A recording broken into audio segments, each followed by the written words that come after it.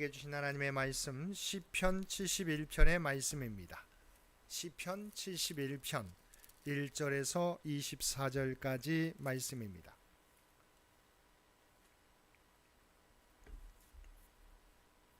우리 주신 말씀 한 절씩 교독합니다. 여호와여, 내가 주께 피하오니 내가 영원히 수치를 당하게 하지 마소서.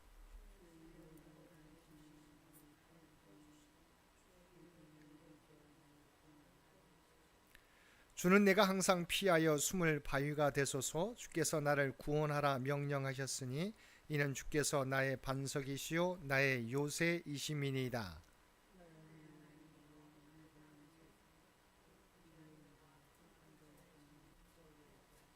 주 여호와여, 주는 나의 소망이시요 내가 어릴 때부터 신뢰한 이시라.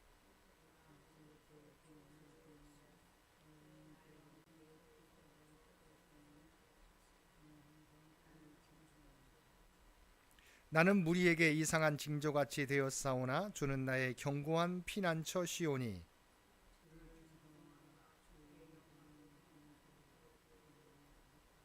늙을 때 나를 버리지 마시며 내 힘이 쇠약할 때 나를 떠나지 마소서.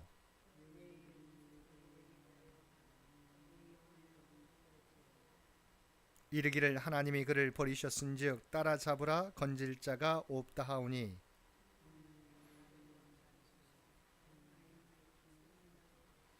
내 영혼을 대적하는 자들이 수치와 멸망을 당하게 하시며 나를 모해하려 하는 자들에게는 욕과 수욕이 덮이게 하소서. 내가 측량할 수 없는 주의 공의와 구원을 내 입으로 종일 전하리이다.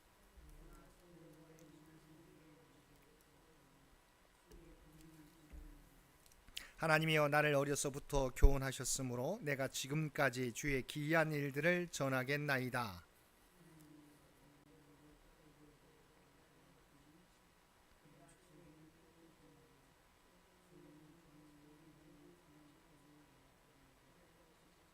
하나님이여, 주의 의가 또한 지극히 높으시니이다. 하나님이여, 주께서 큰 일을 행하셨사오니 누가 주와 같으리까?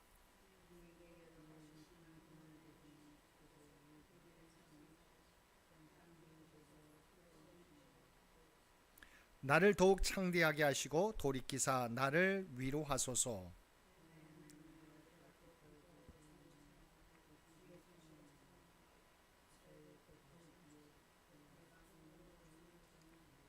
내가 주를 찬양할 때 나의 입술이 기뻐 외치며 주께서 속량하신 내 영혼이 즐거워하리이다. 나의 혀도 종일토록 주의 의를 작은 소리로 읊조리오니 나를 모해하려 하던 자들이 수치와 무한을 당함이니이다. 아멘. 오늘도 말씀과 기도로 수요일 하루를 시작하는 모든 성도들 가운데 하나님의 놀라운 은혜가 언제나 함께하여 주시기를 주님의 이름으로 간절히 축원드립니다. 오늘 살펴볼 말씀은 시편 71편 말씀입니다. 71편 1절에서 4절은 시인이 불의한 자들의 생명의 위협에 직면하여서 하나님께 피하면서 하나님께 구원을 탄원하는 내용입니다. 5절에서 16절까지 말씀에서는 과거의 구원 체험에 근거해서 노년인 현재에 닥친 위기로부터 구원을 간구하며 하나님의 구원에 대한 소망에서 우러나온 찬양을 소원하는 내용입니다. 17절에서 24절까지 말씀에서는 자신이 늙어 백수가 될 때까지도 보호하여 주실 것과 또 다른 역경에서도 선한 길로 이끌어 주시어 자신을 창대케 주시기를 구하며 하나님을 영원히 찬양할 것을 소원하는 내용입니다. 먼저 1절을 보면 시인은 여호와여, 내가 주께 피하오니 내가 영원히 수치를 당하게 하지 마소서라고 간구하고 있습니다. 본시에는 저자가 누구인지 기록되어 있지 않습니다. 그러나 대다수의 학자들은 본시의 저자가 노년기에 접어들어 자신이 겪었던 일련의 고난과 시련, 하나님의 축복들을 회고하고 있는 것으로 보아서 다윗이 그 저자일 가능성이 크다고 보고 있습니다. 그럴 경우 본문에서 하나님의 도우심을 구하고 있는 위기의 상황은 다윗이 아들 압살롬의 반역으로 큰 위기에 처한 때를 말하는 것으로 볼 수 있습니다. 다윗이 압살롬에게 쫓겨 피난길에 올라 대적들에게 수모를 겪고 아들이 자신의 후궁들을 욕보이는 말할 수 없는 수치와 수모를 당했을 때 그의 심정이 얼마나 아프고 쓰라렸겠습니까? 아마도 초창기 그가 사울에게 쫓기며 당했던 수모와는 비교도 할 수 없을 정도로 큰 심적 또한 육적 고통을 당했을 것입니다. 바로 이러한 인생의 극한 위기 속에서 다윗은 하나님의 이름을 부르며 하나님께로 피하며 자신으로 하여금 영원히 수치를 당하지 말게 하여 주시기를 호소하고 있는 것입니다. 3절을 보면 시인은 주는 내가 항상 피하여 숨을 바위가 되소서라고 호소하고 있습니다. 여기서 시인이 말한 바위는 견고함과 불변이라는 이미지를 가지고 있습니다. 따라서 항상 피하여 숨을 바위란 항상 곧 인생 내내 결코 변하지 않을 안전한 피난처를 의미합니다. 결국 시인의 호소 속에는 하나님께서 자신을 안전하게 보호하실 것이라는 굳은 신뢰가 내포되어 있습니다. 그렇습니다. 하나님은 하나님을 의지하는 자의 결코 변하지 않는 안전한 피난처가 되십니다. 다윗은 누구보다도 이를 경험을 통해서 분명하게 확신하고 고백하고 있는 것입니다. 7절을 보면 시인은 나는 무리에게 이상한 징조같이 되었사오나 주는 나의 견고한 피난처 시온이라고 하였습니다. 여기서 무리에게 이상한 징조같이 되었다라는 것은 무리에게 비방거리가 되었다는 의미입니다. 그렇다면 시인이 이처럼 무리에게 비방거리가 된 이유가 무엇입니까?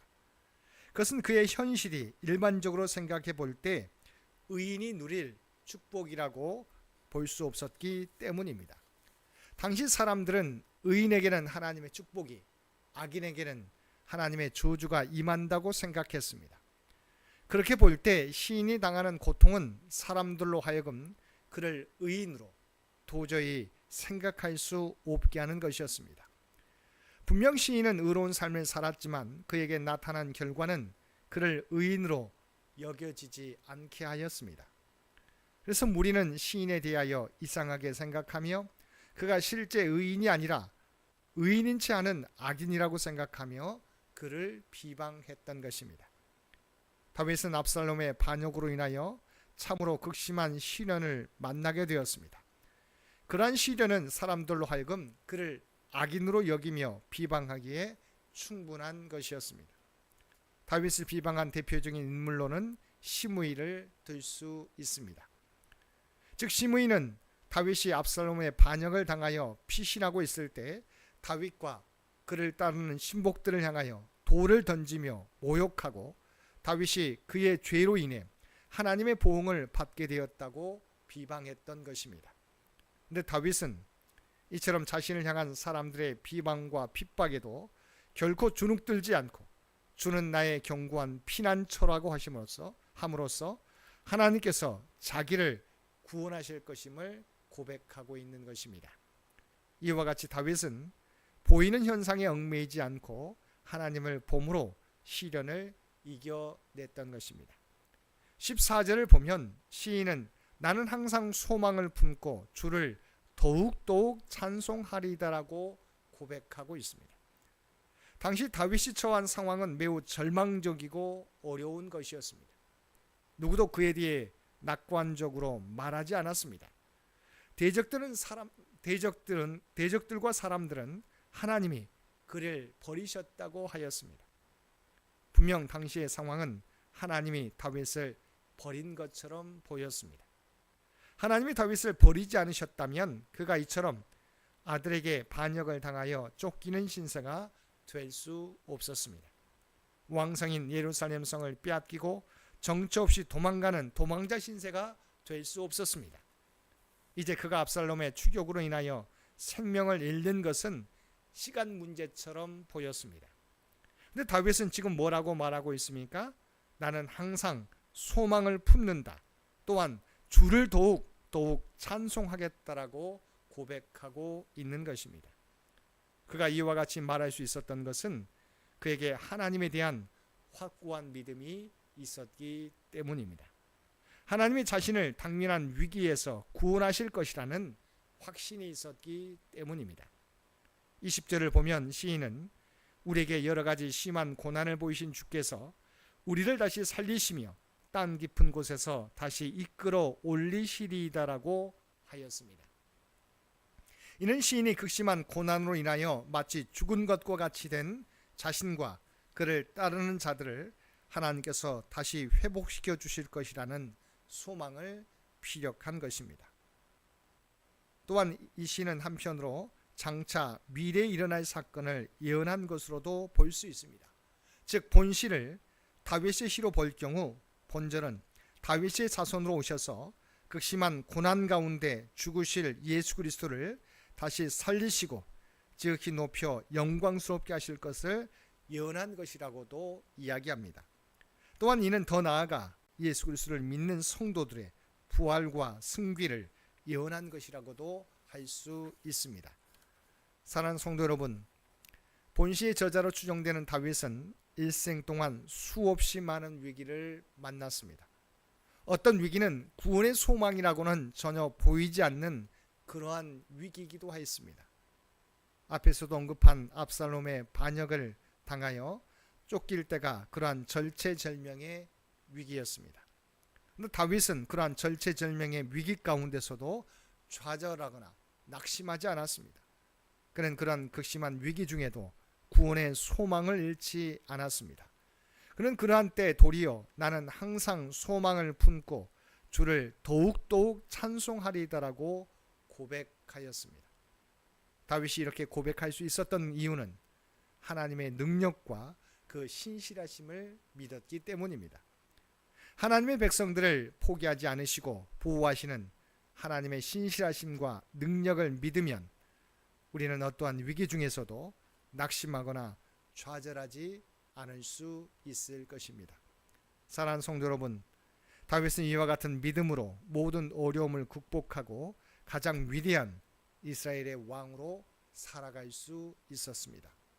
오늘도 다윗과 같은 믿음을 소유하는 저와 여러분 되셔서 이 땅 위에서 하나님의 놀라운 구원의 사역을 감당하며 살아가는 저와 여러분 모두가 되시기를 주님의 이름으로 간절히 축원드립니다. 함께 기도드리겠습니다. 사랑하는 충만하신 아버지 하나님, 하나님은 우리의 피할 바위시요 요새요 산성이신 줄 믿습니다.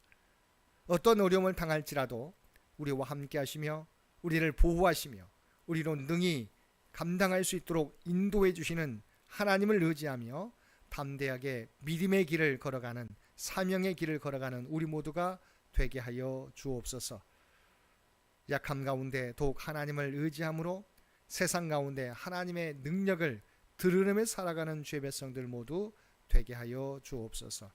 오늘도 이 나라와 이 민족을 기억하여 주시고 오직 하나님의 뜻 가운데 통치하시고 인도하여 주시기를 원합니다. 올해로 교회 창립 100주년을 맞이하는 창년재단을 기억하여 주시고 모든 준비와 기도와 헌신 가운데 함께하여 주셔서 정말 하나님이 계획하신 창년교회를 온전히 세워갈 수 있는 우리 모두가 되게 하여 주옵소서. 다음 선교 100년을 준비하는 데 부족함이 없도록 주께서 친히 역사하여 주시옵소서. 믿음의 가정들마다 허락해 주신 기도의 제목을 붙잡고 나아가게 될 때 아버지 하나님, 모든 믿음의 가정들이 하나님을 의지함으로 하나하나 그 모든 것들을 이루어 가게 하여 주시옵소서. 하나님의 함께 하심을 체험케 도와주시고 오직 하나님의 영광을 드러내는 죄 백성들 모두 되게 하여 주옵소서. 특별히 육신의 연약함 가운데 있는 죄 백성들 하나님을 의지하며 간구하며 나아가게 될 때 그들 가운데 하나님의 놀라운 은혜가 임하게 하여 주옵소서. 하나님의 치유와 회복의 역사가 나타나게 하여 주옵소서. 사랑하는 자녀들 더욱더 하나님을 알아가게 도와주시옵시고 하나님께 대한 믿음이 커가게 해 주시옵소서. 주님과 동행하며 살아가는 귀한 자녀들 되게 하여 주옵소서.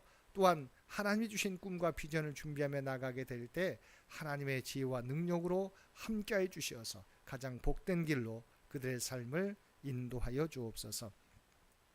오늘도 우리에게 복된 하루를 허락해 주신 것 진심으로 감사드립니다. 우리가 하나님의 구원받은 백성 또한 구별된 백성이라고 하는 정체성을 잃어버리지 않게 하여 주시옵소서. 특별히 사순절을 보내고 있는데 저의 삶 가운데 그리스도의 십자가가 늘 새겨지게 도와주시옵시고, 아버지 하나님, 오직 자기 십자가를 지고 주님을 따라 하나님의 뜻을 이 땅에 이루며 살아가는 저희 모두가 되게 하여 주옵소서. 이 모든 간구 우리를 구원하여 주신 예수님의 이름으로 간절히 기도드리옵나이다. 아멘.